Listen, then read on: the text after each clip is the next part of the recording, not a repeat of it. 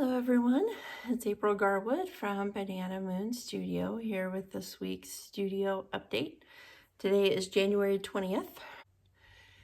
Granny Fest is still ongoing. It started Wednesday of last week. So what is Granny Fest? It is a blog hop and crochet along that features patterns using traditional classic granny squares and granny stitch. So what do I mean by traditional or classic granny squares? So technically speaking, a granny square is a crochet square that uses granny stitch. A lot of people today, when they say granny square, are referring to just about any crochet square, but this event features granny squares that use granny stitch. So there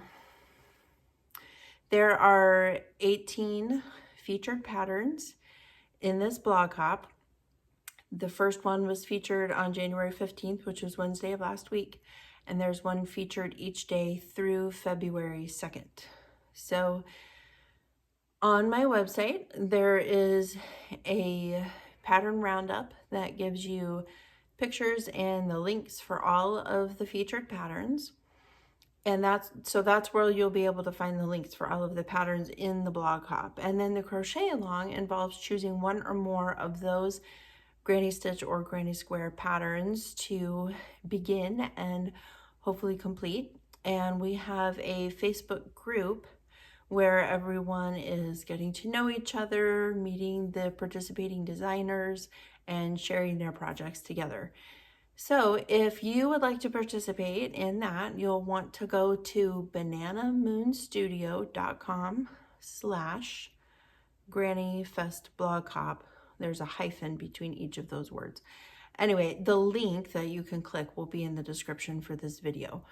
That's where you'll find all the details about the event and a link to the Facebook group so that you can participate in the blog hop and crochet along. So it's already been lots of fun. We've had, we have about 450 people participating in the crochet along. So that's really exciting. So there's new crochet friends to be met and new designers to get to know and fun crochet projects to work on. So I hope that you will join us for Granny Fest if you haven't already. Other things I've done this week, I finished updating 2 of my older patterns with new layout, branding, photos, all of those things. So the like substance of the pattern hasn't changed. There weren't like mistakes to fix, but just kind of updating the branding and the layout.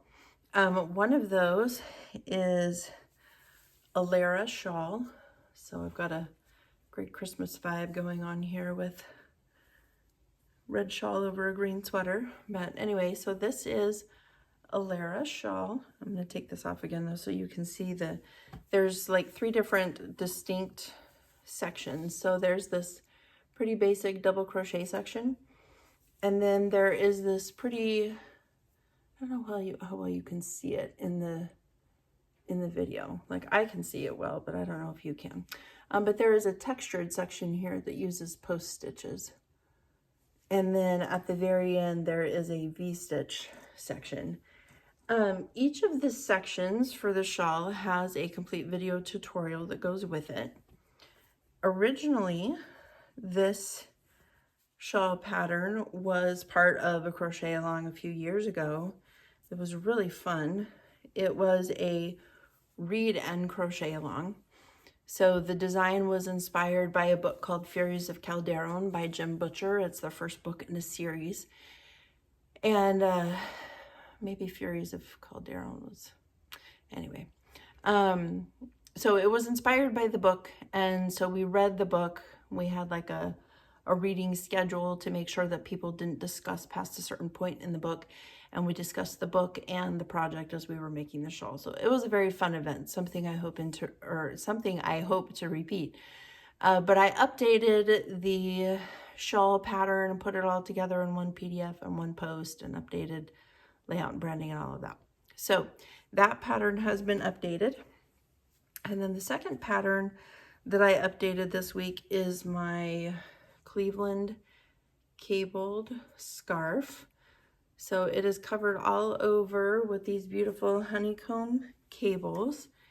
And I took some new pictures for this pattern. So I have to confess, that when I originally designed this scarf, I didn't block it before taking the pictures. So don't tell anybody. I didn't block it, but I guess I was just overwhelmed, lazy, busy, I don't know. Anyway, I didn't block it, but I went ahead and took the pictures and published the design. So I decided a few months ago I was going to update this pattern and I was going to go ahead and actually block it. And let me tell you, it made such a huge difference in the way the scarf looked.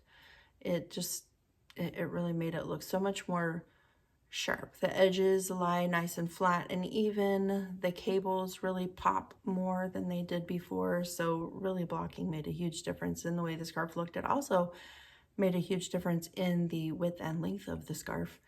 So before, I think I had written down that the measurements were something like 6.5 by 65, somewhere in that ballpark. Well, now the finished scarf is 8 3/4 by 82 inches. So it greatly expanded the length and width of the scarf, but I think it's a really nice length now for wearing. So all that to say, it's been updated, it's been blocked, new pictures. I fixed the gauge and the measurements in the pattern. The pattern instructions themselves were fine, so it's not really changed. But the post on my website has been updated with the new information, and then the PDF available in my Etsy and Ravelry shops has also been updated with all of that.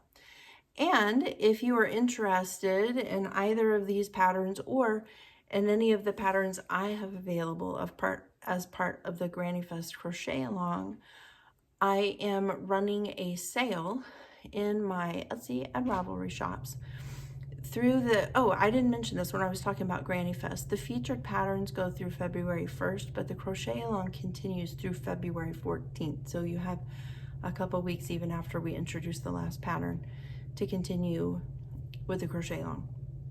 Okay, so the sale continues through the event, so all the way through February 14th with the code, all in caps, Granny Fest, one word, no space.